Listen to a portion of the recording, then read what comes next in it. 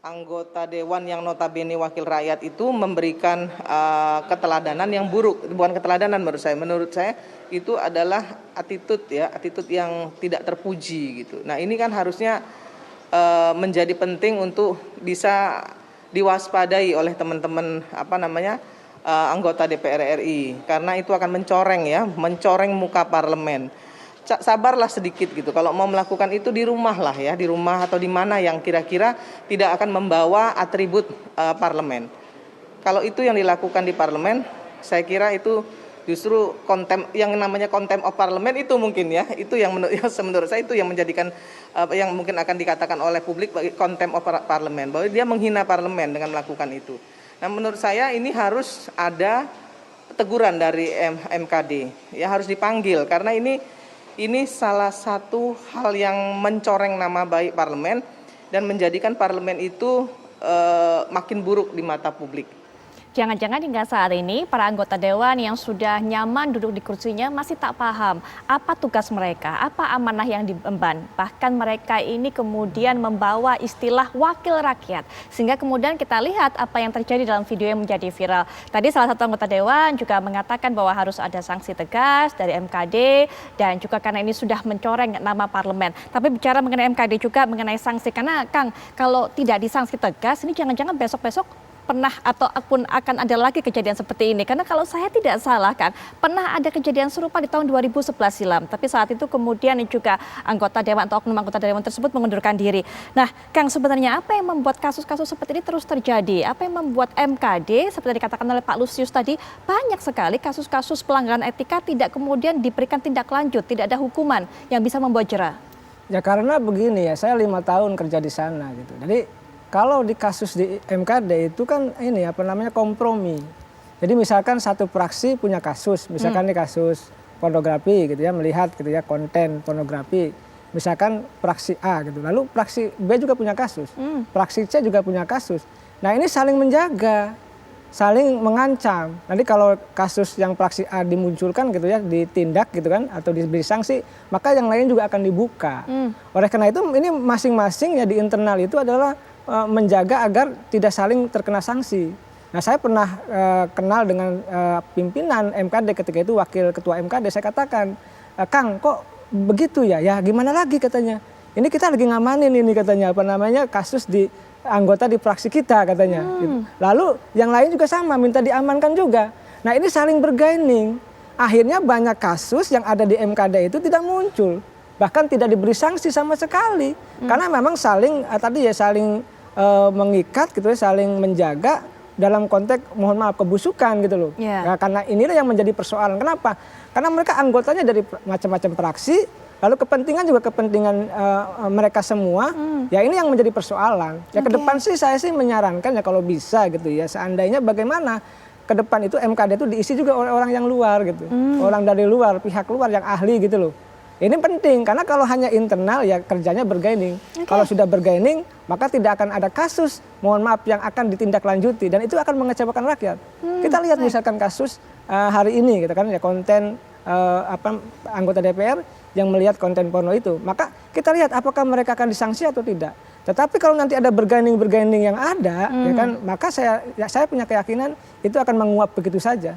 Nanti akan selesai begitu saja, kompromi-kompromi itu. Ya, Pak Lusius, ada banyak kompromi ternyata di sana. Masing-masing fraksi juga punya bargaining sendiri-sendiri, tawaran sendiri-sendiri. Sehingga tentunya fungsi dari MKD juga tidak akan menjalankan fungsinya dengan baik. Dan seperti dikatakan oleh Kang Ujang tadi, banyak kasus-kasus seperti ini ya akhirnya hanya akan menguap saja, Pak Lusius. Ya, saya kira selama ini juga kita sudah katakan itu gitu ya, kenapa MKD ini tumpul. Itu salah satunya karena semua anggotanya itu adalah wakil dari partai politik, wakil dari fraksi yang ada di DPR. Sesuatu yang kemudian menjadi sangat mungkin ketika kong-kali-kong dalam proses penyelidikan itu terjadi. Ya. Karena itu saya kira penting untuk membuka siapa anggota DPR yang mengakses konten porno di ruang sidang ini, menyebutkan namanya disebutkan dan juga fraksinya. Membuka ini maksudnya memberikan informasi kepada masyarakat, Pak Lusius, begitu? Sehingga masyarakat tahu siapa orangnya. Betul, harus sampai ke masyarakat karena ini seperti yang dikatakan oleh Mbak Putri tadi, ini adalah wakil rakyat. Rakyat harus tahu apa yang dilakukan oleh wakilnya. kalau wakilnya melakukan hal yang aneh-aneh di ruang sidang saat seharusnya dia memperjuangkan kepentingan rakyat, ya maka itu harus dikasih tahu ke rakyat sebagai bentuk pertanggungjawaban. Dan saya kira selain MKD, satu institusi lain yang kita harapkan punya inisiatif untuk memastikan etika anggota DPR itu dijaga dengan baik adalah fraksi. Ya, fraksi itu punya tugas atau dibentuk secara khusus di DPR untuk menjaga perilaku anggotanya. Dan saya kira anggota DPR hanya takut kepada fraksi ketimbang kepada MKD di DPR. Ya, karena itu inisiatif dari fraksi saya kira paling penting juga untuk mendorong penegakan etik terhadap anggotanya. Karena hampir pasti saya kira efek politik dari perilaku anggota seperti ini itu bisa ke partainya. Ya. Kalau kemudian nama fraksinya itu diumumkan ke publik, orang dengan mudah kemudian akan menyapu rasa gitu ya.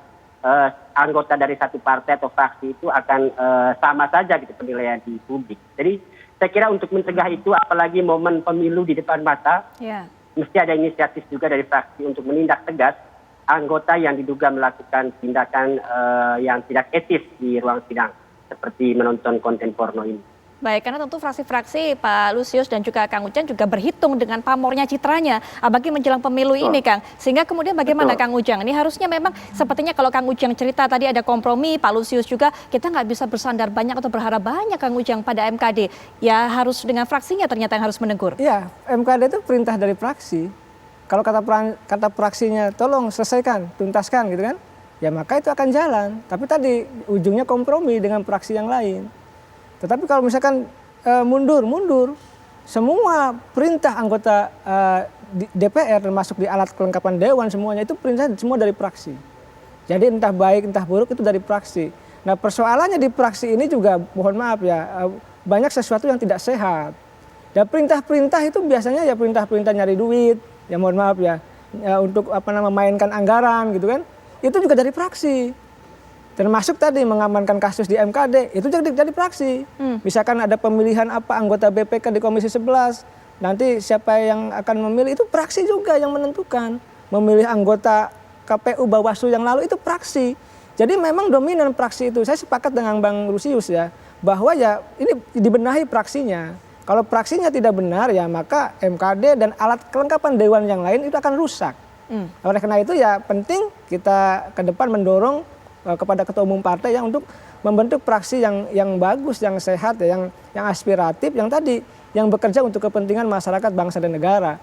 Kalau fraksinya rusak ya semua alat kelengkapan dewan itu rusak. Karena masing-masing komisi dari komisi 1 sampai komisi 11, lalu alat kelengkapan dewan yang lain itu distribusinya dari fraksi semuanya.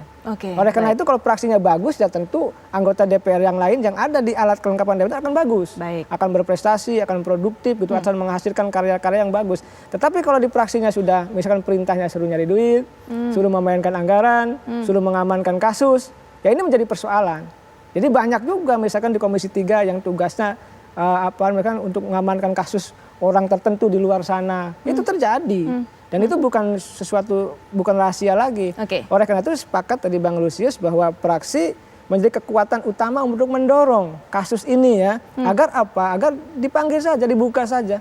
Apa untuk pembelajaran kita bersama. Terakhir juga, Kang, mungkin singkat, setuju juga bahwa namanya harus dibuka kepada masyarakat. Masyarakat harus tahu siapa oknum ini. Harus tahu, kenapa tidak? Katanya transparansi. Katanya keterbukaan dan ini momentum untuk memperbaiki bangsa ini. Saya kira seperti itu. Baik, kita nanti akan tunggu bagaimana kelanjutan dari ini. Apakah kemudian masyarakat juga bisa mengetahui siapa oknum yang kemudian videonya menjadi viral, melihat konten pornografi dan apa nanti tindakan yang akan diberikan oleh MKD kepada oknum anggota dewan ini.